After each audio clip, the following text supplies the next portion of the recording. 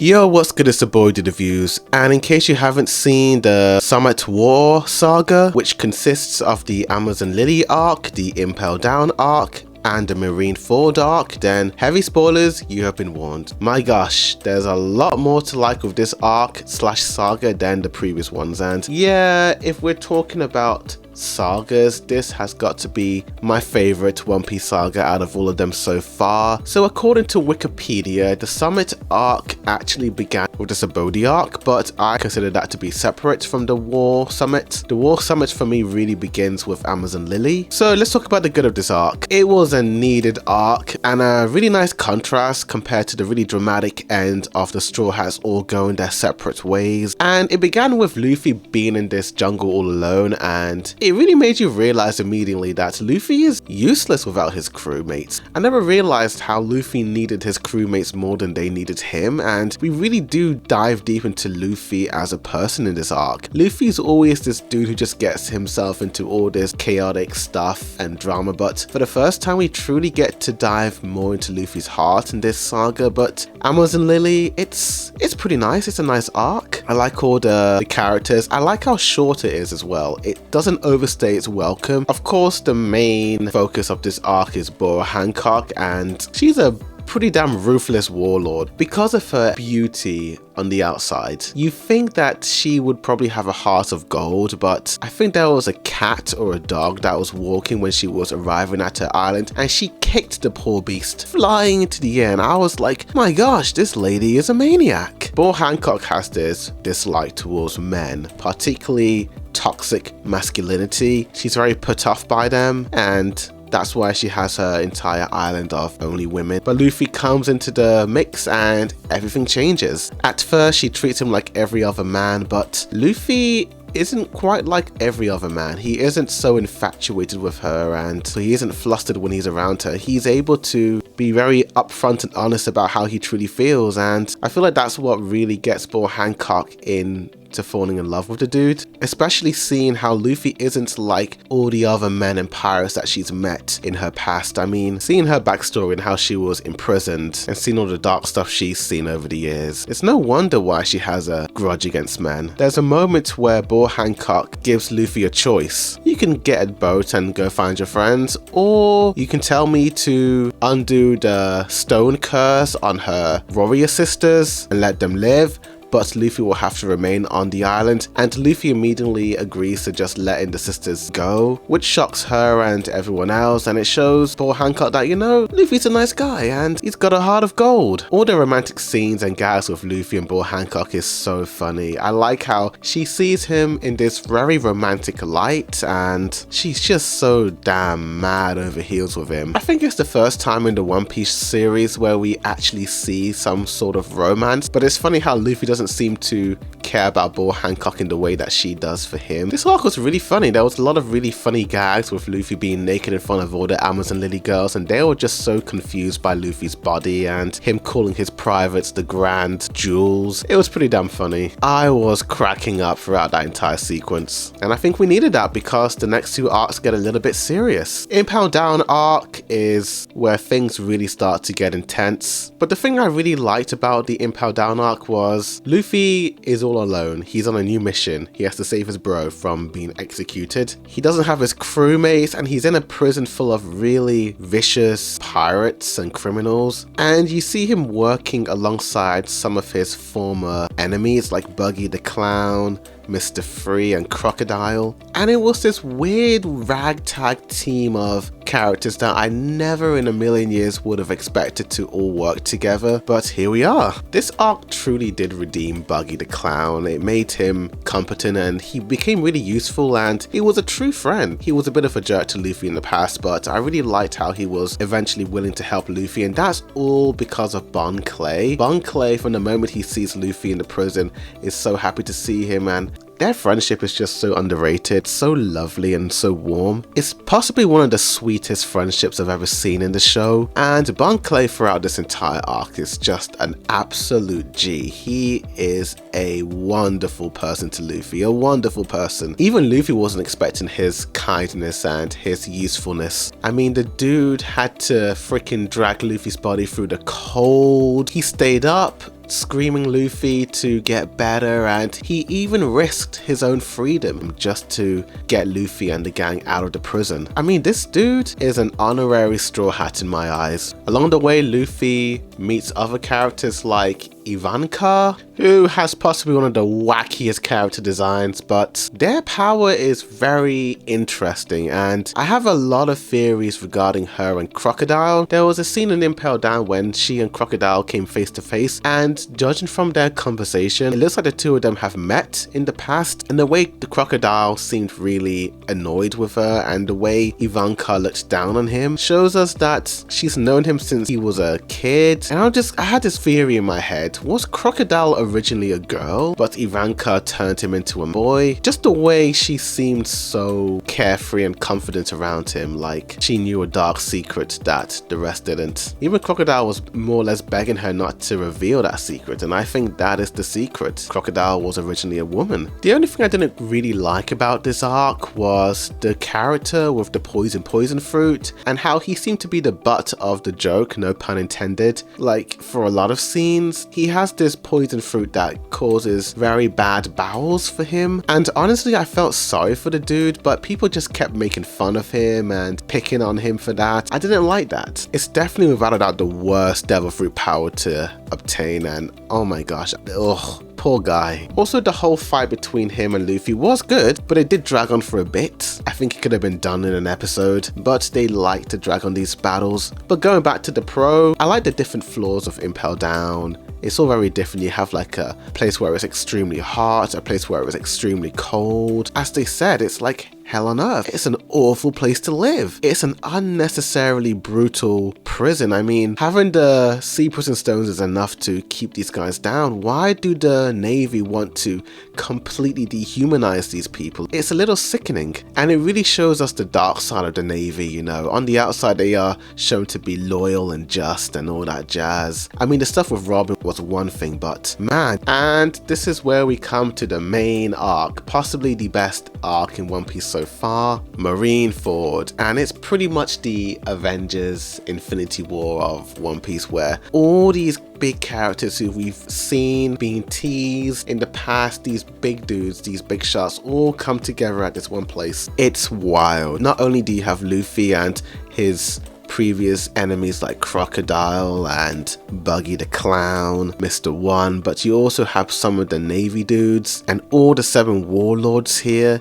and eventually you get Shanks. You have 2 emperors in this fight. It's ridiculous, mate. But this entire arc is pretty much all about Ace, and yeah, we find a very shocking reveal. He is the son of Goldie Rogers. I don't think I can truly describe how shocked I was by that reveal. I think because Luffy said that they're brothers, and I just thought, oh, they're the Sons of Dragon. But I remember at the back of my head I was a bit confused as to why Ace was called Portuguese D instead of Monkey D Ace, and I like how they actually foreshadow numerous times that Ace isn't the blood brother of Luffy. Like when Garp was talking to him in the cell, I think Ace mentioned their fathers when he was talking about him and Luffy. But yeah, I was very shocked by this. He was the son of the King of the Pirates. Big reveal, big twist. I was blown away by that. And it really made you feel sorry for Ace. We get his backstory and see how he truly lived his life as a child, being the son of Goldie Rogers. Although people don't know that he is the son of him, that's kept a secret. Ace as a child, you see scenes of him walking through towns and people talking a lot of trash about Rogers. I mean, Roger is a notorious pirate, and whether you like or hate pirates, to the normal civilian, they're seen as a threat. They're seen as these scary monsters that wreak havoc wherever they go, and Roger was the king of them, so of course his name was thrown through the mud and people were slacking him off, but people also hated and feared him as well. And Ace was very paranoid with what people would think if Rogers had a son, and no one seemed to like that idea of Roger having a son, and Ace got mad about that, and he felt like he didn't deserve to be born into the world. I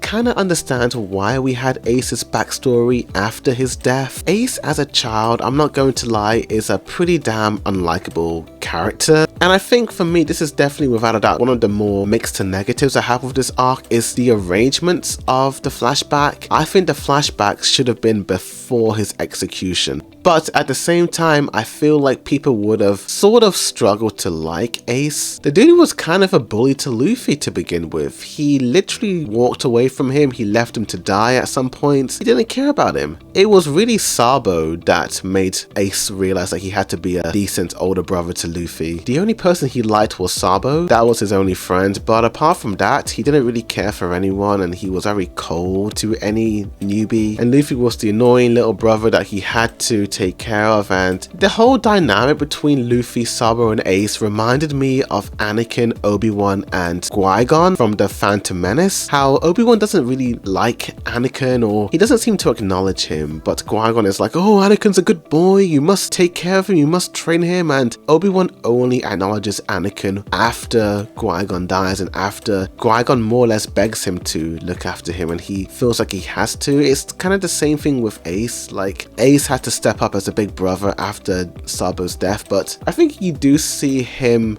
start to care for Luffy when Luffy refuses to rat out Ace and Sabo's whereabouts when it came to the money, and that scene was really hard to watch. That entire scene of Luffy being beaten up by that pirate, it shocked me, dude. I was pretty damn shocked by all that. Seeing a child being beaten up like that and just seeing the blood go everywhere, I felt sick watching it, dude. But it shows us that, you know, this world of One Piece with all the bright colors and wacky animation, it's not all sunshine and rainbows. There's a lot of darkness and grittiness and just all that bad stuff. The entire flashback was really cool. We see Sabo and he is a noble. These guys, the noble people, they're just absolutely disgusting to watch on screen. I mean, the Celestial Dragons and anyone who's of a higher class are just scummy people. I think the nail in the coffin for Sabo was definitely finding out that all the nobles knew that they were going to burn down Grey Terminal with all those people there, but they didn't care. They didn't want to do anything about it, and Sabo just felt sick to his stomach. There's a shot where you see a little girl talking to her father about why those people have to die in Grey Terminal, and the father's telling them that they're not humans, they're below us. And it just shows you that truly how children are influenced by their elders and the people they grew up with. All these nasty, narcissistic people in the higher ups of the world grew up in a world where they knew people that treated other people really badly, and it was all they ever knew. Of course, when I watched this, I felt like, yeah, Sabo didn't die when the Celestial Dragon shot him. You don't see the body, you just see the hat. But the Marine next to the Celestial Dragon that shot down Sabo's boat was a little bit disturbed by it,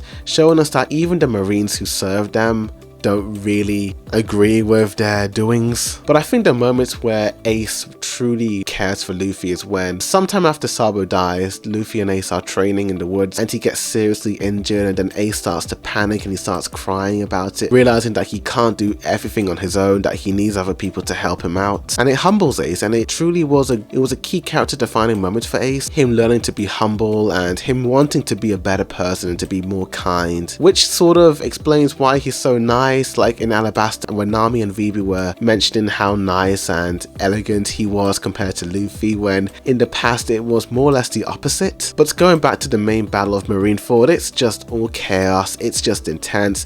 Kobe has a awesome moment where even he stands up to the Marines. He wants to stop all the chaos and the carnage. I think he stands up to Aikiji, the man who killed Ace. He just feels like the Marines won. There's no need to fight more. They have to stop. And I like how Kobe found his voice and he grew up hair and all that, and Shanks comes out of nowhere, and yeah, like even the Navy dudes know that when Shanks is here, that they know when they're beat. Even Sengoku, who throughout this entire arc is just absolutely anti-pirate. He hates pirates, he hates everything they represent, but when Shanks came, even he sort of was like, yeah, let's not fight this guy. Sengoku throughout this arc has just been very loud and noisy and very we hate pirates. Sengoku is a very fascinating character. On one hand, he's shown to be a Navy supporter and he hates pirates, but there are characters like Shanks and Whitebeard that he respects. Seeing how Ace felt so grateful that Whitebeard and Luffy came to rescue him, and him feeling like he didn't deserve it, but in the end he accepted their offer up saving him. That shot of Luffy rescuing Ace and freeing him from the chains. The animation was just so beautiful, the art was shiny, and it was a satisfying moment. You felt at that point that, yeah, they did it. They got Ace, but man, I felt a little bit mixed when Ace stood up to Akainu. They could have more or less escaped. They could have easily have gotten out, but Ace refused to run away. At that point, I was confused. Why doesn't Ace want to run away? Why is he confronting him? He doesn't need to. But that's because he stood up for what was right. He didn't want to walk away from someone who was absolutely disgracing Whitebeard's name. And you see in the flashback that that's who Ace was. He never liked to run away, he liked to stand his ground, and man, I was just gutted just seeing Ace run in front of Luffy and protecting him, and he just dies in Luffy's arms, and Luffy is just in denial about all this. He thinks that Ace can still make it, and it's just horrible, dude. I did, the whole scene was just emotional. It was just too sad to watch.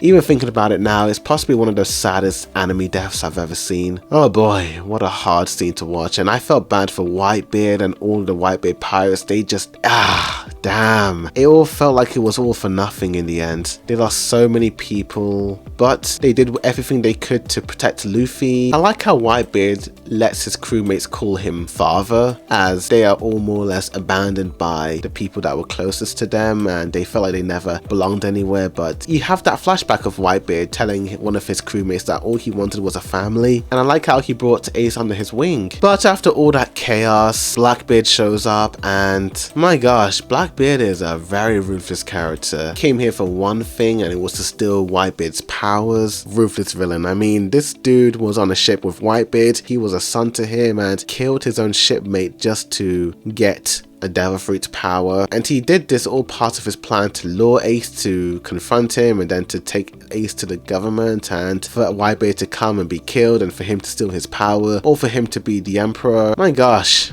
this dude's extra. But I want to know more about Blackbeard. We only see a little bit of his past, but I want to know why he's the way he is, or if he's just bad for being bad. Monkey D. Garp also has an emotional moment where he sits down with Ace, and he hates pirates just like all the other Navy admirals, but when it comes to family, it's different, and he's so conflicted on what he should do. He has to be a Navy, show to everyone that he is the dude who, you know, doesn't forgive pirates for what he does, but Ace is like a son to him, or a grandson to him. He's known him since he was a baby. He's seen him and Luffy grow up in front of his eyes, and it's hard on him. And when Akainu killed Ace in front of him, and you have Sengoku running after him, and Sengoku's just trying to stop him, and Garp is like, thanks for holding me down, because if you didn't, I probably would have gone and killed him. Like, damn, dude, just damn. And when he goes back to the hometown of Ace and Luffy, and the lady who was looking after Ace and Luffy just punches Garp, and she's just so frustrated with him on why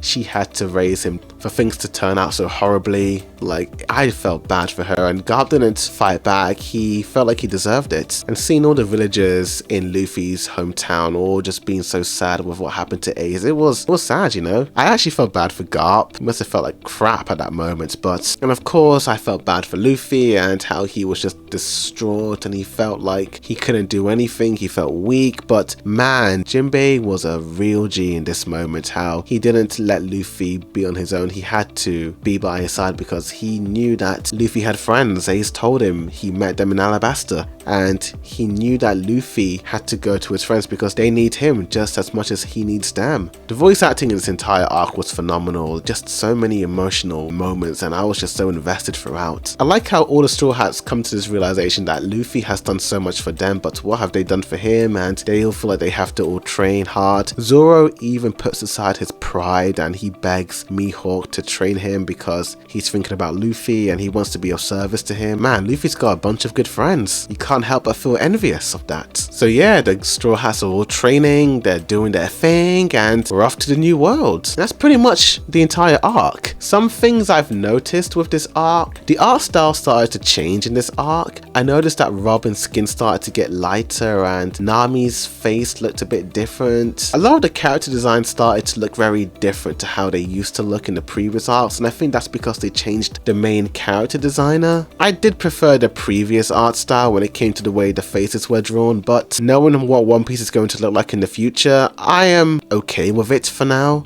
Also, ever since the beginning of Impel Down, I noticed that the frame rate seemed to change. It seemed like it was at 60 frames sometimes because the panning looked super smooth sometimes, like very buttery smooth. But yeah, that is the Summit War saga, my favorite saga so far. Got amazing voice acting, the action gets intense, and the character writing is just top notch here. It was an intense emotional roller coaster of an arc and it flew by. That was 132 episodes of absolute greatness right there, and I'm definitely going to give the War Summit arc saga a 10 out of 10 and an A star. And yeah, I'm looking forward to the big time skip. But tell me in the comments down below what you guys thought of the War Summit arc. Do you like it? Do you hate it? Like for more? Boy did the view, signing out.